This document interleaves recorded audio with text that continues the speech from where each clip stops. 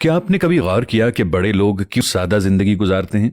Doctor नजीर साहब 1960 में government college Lahore के दबंग प्रिंसिपल थे। उनके पास सिर्फ 2 सूट थे, एक लॉन्ड्री में होता और दूसरा वो पहन लेते। स्लीपिंग सूट वो बाथरूम में लटकाए रखते। जूता वो 4-5 साल के लिए खरीदते। खराब हो जाते तो इसकी मरम्मत करा लेते, ज्यादा खराब हो जाए तो मजबूरी में नया खरीद लेते, और जब तक वो मुकम्मल तौर पर खराब नहीं होता था उसका इस्तेमाल भी जारी रखते। ये 1960 की दहाई में गवर्नमेंट कॉलेज के प्रिंसिपल और मुल्क के बड़े दानिश्वर का लाइफस्टाइल था। और वो ऐसे प्रिंसिपल थे जो सदर अयूब खान को भी इम्तिहान के दिनों में कैंपस आने की इजाजत नहीं देते थे। उन्होंने गवर्नमेंट कॉलेज की 3 अतराफ की सड़कों पर हॉर्न बजाने पर पाबंदी लगाई और ये पाबंदी 30 साल तक कायम रही। लेकिन आप इस शख्स की सादगी देखिए, उसके कमरे में वार्डरोब नहीं थी। अब सवाल यह है कि क्या डॉक्टर साहिब सादगी के सिलसिले के वाहिद मुजद्दिद थे?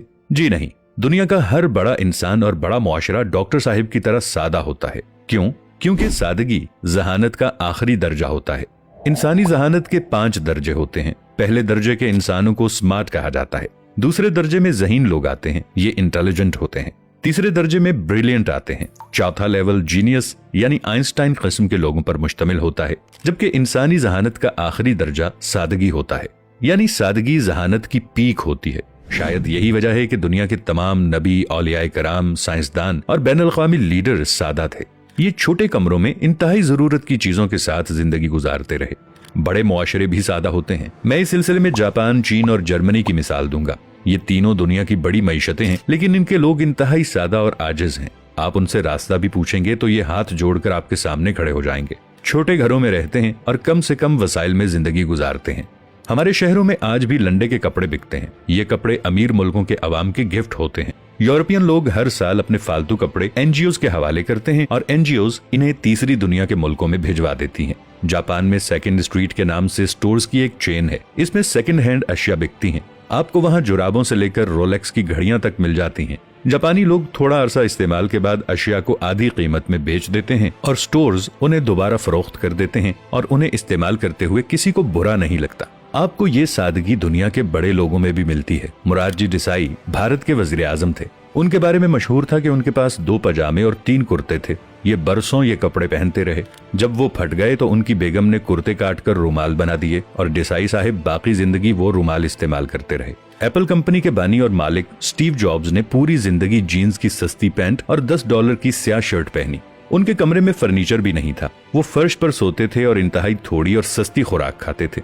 मरने के बाद उनकी वार्डरोब से 3 जूते, 2 पैंट्स और 5 घिसी हुई स्लीवलेस शर्ट्स मिली।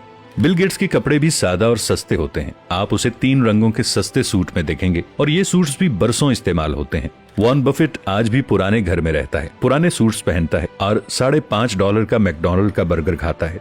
दुनिया के इस वक्त के अमीर तरीन शख्स एलॉन मस्क ने अपने तमाम घर, जिनकी मालियत $134 मिलियन थी, बेच दिए हैं और अब उसका कोई मिल्कियती घर नहीं है। ये ऑफिस के छोटे से कमरे में रहता है और इसका लाइफस्टाइल आम मिडिल क्लास अमरीकी से भी पस्त है।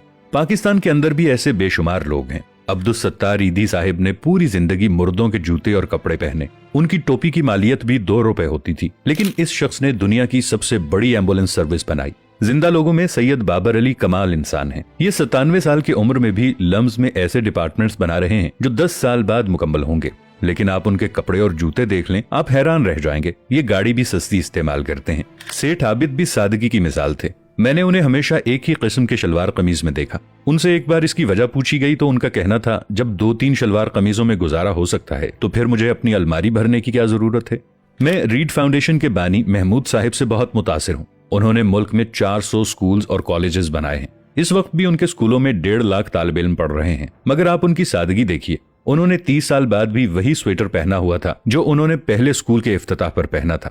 उनसे जब वजह पूछी गई तो उनका जवाब था, स्वेटर का काम सर्दी रोकना होता है और अगर मेरा स्वेटर ये काम कर रहा है तो फिर मुझे नया खरीदने की क्या जरूरत है। इससे रकम भी जाया होगी, इसे महफूज रखने की कोफ्त भी उठाना पड़ेगी और किसी ऐसे शख्स की हक तलफी भी होगी जिसके पास स्वेटर नहीं है। मैंने एक हिसाब लगाया, मैं सर्दियों में कितनी जैकेट्स और स्वेटर्स इस्तेमाल करता हूँ। पता चला सर्दियों के सिर्फ 3 माह होते हैं और इनमें भी शदीद सर्दी सिर्फ 20 दिन पड़ती है। मैं इनमें सिर्फ 2 जैकेट्स पहनता हूँ, एक हल्की सर्दी के दौरान और दूसरी शदीद सर्दी में। इसके बाद अगला सवाल था, फिर मेरे पास इतने स्वेटर और जैकेट्स क्यों हैं? मेरे पास इसका कोई जवाब नहीं था। यकीनन मैं भी उन लोगों में शामिल हूं जिनका ज़हनी अफलास खत्म नहीं हो सका और हम वार्डरोब्स को नाक तक भरकर खुद को रईस समझते हैं और वार्डरोब भरो के इस खेल में ये भी भूल जाते हैं कि वार्डरोब्स वाले लोग बड़े नहीं होते। बड़े वो होते हैं जिनके कमरों में डॉक्टर नजीर अहमद साहिब की तरह वार्डरोब्स नहीं होती। ये लोग जानते हैं कि जरूरतें महदूद होती हैं लेकिन हवस की कोई हद नहीं होती और क़नाअत का असल मफहूम भी यही है। नाजरीन, वीडियो को लाइक और शेयर जरूर कीजिएगा। मिलेंगे नई वीडियो के साथ, तब तक के लिए अल्लाह निगहबान।